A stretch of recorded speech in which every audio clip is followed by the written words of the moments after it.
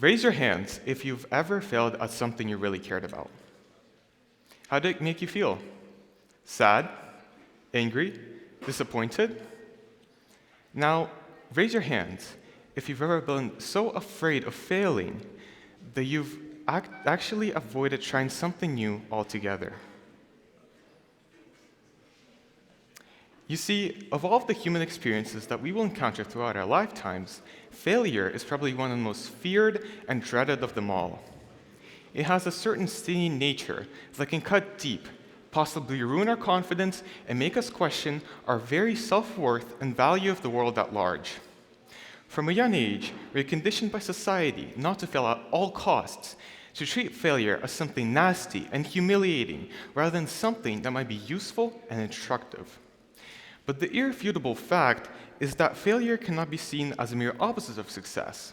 Instead, we must realize that failure is an important part or a stepping stone in our path to success and personal self-development. From this viewpoint, failure cannot be seen as the mere opposite of success, but instead a valuable stepping stone that drives us forward and teaches us the most important of lessons regarding persistence, flexibility, and imagination. From here, failure invites us to invite setbacks with open arms and foster an attitude that not only embraces failure, but also one that treats these setbacks not as roadblocks, but as valuable lessons. My idea, one I believe is very much worth sharing far and wide, is that we shouldn't repress, shy away, or hide from failure, but instead need to learn to accept it fully as a vocational and personal growth puzzle. By changing our attitude towards failure and how we approach it, we open ourselves up to finding doors that will take us to levels of creativity, innovation, and resilience that we might not have been otherwise found.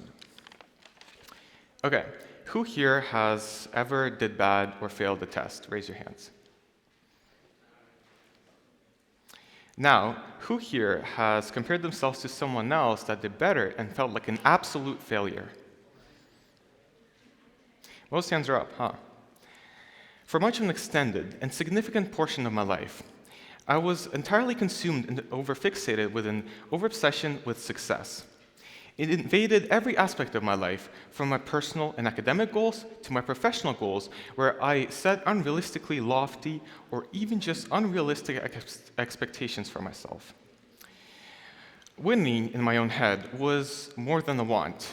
It became an expectation, a demand that I felt obliged to meet on a day-to-day basis.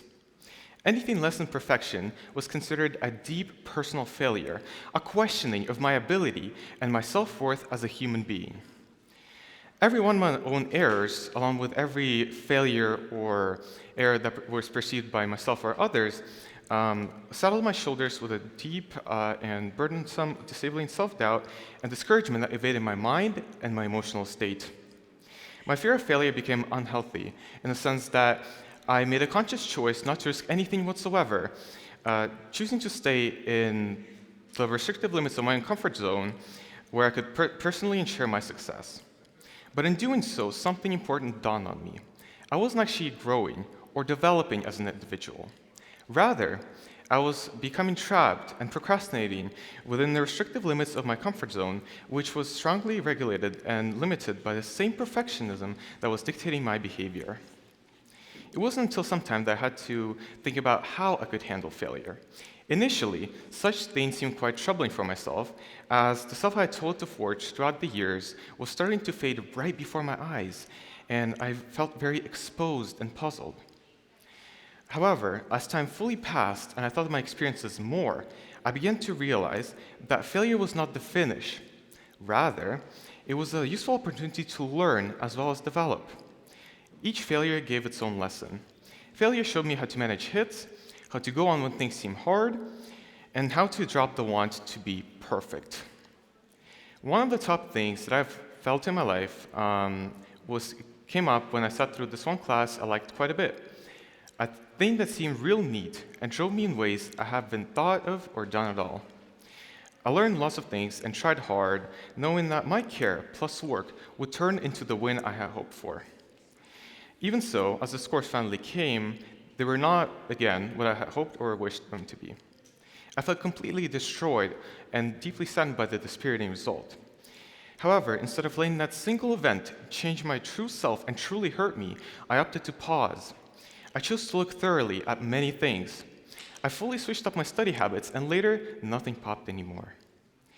But I did this one thing that really made me a good student and a good person.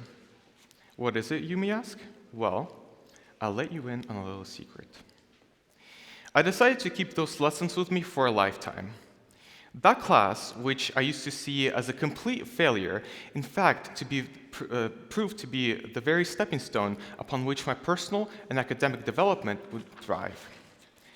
Failure is so highly powerful as a motivator, and probably the most powerful motivation one will ever experience in their lifetime. If you look into the past, you will see that the most successful people have also had countless numbers of failures before they finally reached greatness. Consider, for example, the famous inventor Thomas Edison with his famous invention of a light bulb. He too had a failure rate of over 1,000 before he could produce a single functional unit.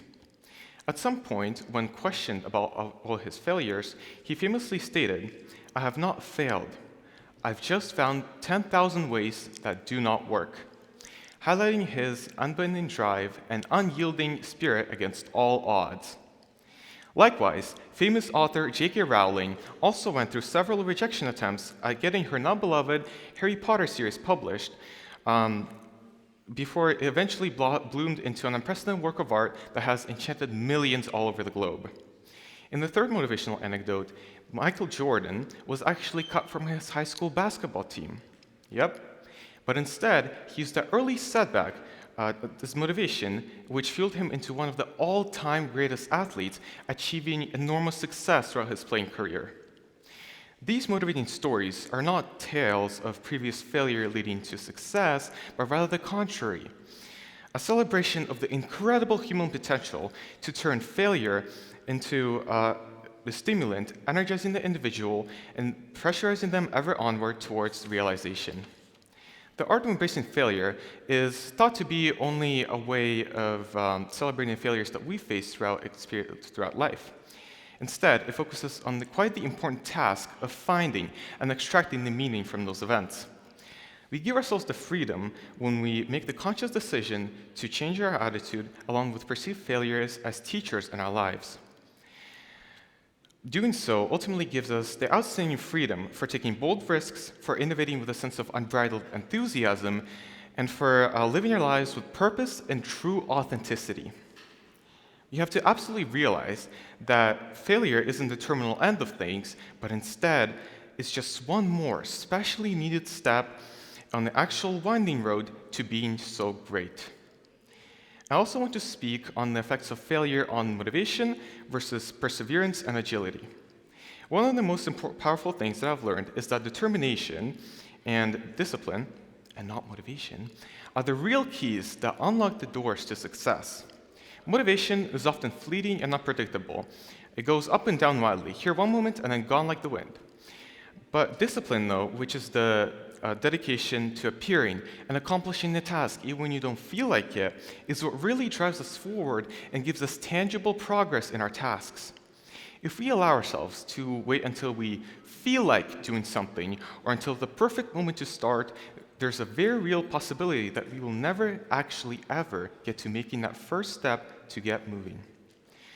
And also, failure must be a thing of value that gets us to change our ways, refine our strategies, and develop practices that eventually add up to long-term sustained achievement at whatever it is that we decide to do. This idea is a direct consequence of my own personal struggles throughout the years with failure and comparing myself with others.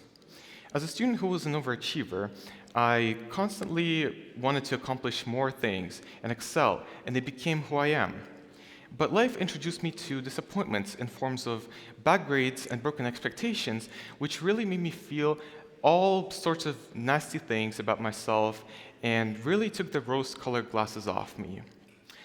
Comparing myself to my peers and even professionals only made my insecurity worse, so my own achievements did not feel enough. Okay, now, before you begin to think and reason that this whole thing is too serious, let's take some time to insert a bit of humor into the mix. If you were to believe that failure literally meant the absolute end of the world as we know it, we'd all be doomed by the time we hit our toddler years. Think for a moment of all the millions of times babies stumble and fall over before mastering the task of walking upright. Now, think for a moment what would happen if these little bundles of joy just chose to quit after suffering a few falls. Our world would more than likely be one in which people crawled around for eternity because they feared looking too foolish to the world. Failure is a great deal similar to process. It's a whole lot like falling down before you eventually learn how to walk, or stumbling your way before you figure out how to spread your wings and fly. Let us laugh together at our failures and look at it as a process that we had to go through instead of looking at it like an end result. I would like to issue with a challenge that I believe could be very rewarding. The next time you're confronted with failure in any pursuit, rather than giving way to negative thoughts and self-criticism, I want you to pause and ask this valuable question. What can I learn from this experience? You must change the way you look at failure, not as regression, but more as a stepping stone on the journey to success. Welcome and celebrate the fact that you are actually trying, stretching your boundaries, and developing as a human being. Keep in mind that the occurrence of failure is not proof that you are not good enough. Instead, it is proof that you are actively participating in the game of life. Success is not merely the absence of failure, but rather, more importantly, having the strength and the courage to get up every single time we fall. When we can deeply absorb this powerful concept, we can literally release the crippling self-doubt that tries to sabotage us and instead make bold and fearless strides toward our aspirations. From this vantage point, failure is no longer to be feared or evaded. Instead, it becomes an experience that we embrace and welcome as a valuable contributor to our journey to success. Growth comes from the process of embracing failure, not seeking to avoid it. Thus, it is necessary to fail often, to fail boldly and bravely, and most importantly, fail in the way that moves you forward. This is necessary because every failure you encounter has within it the power to move you one important step closer to greatness. Thank you.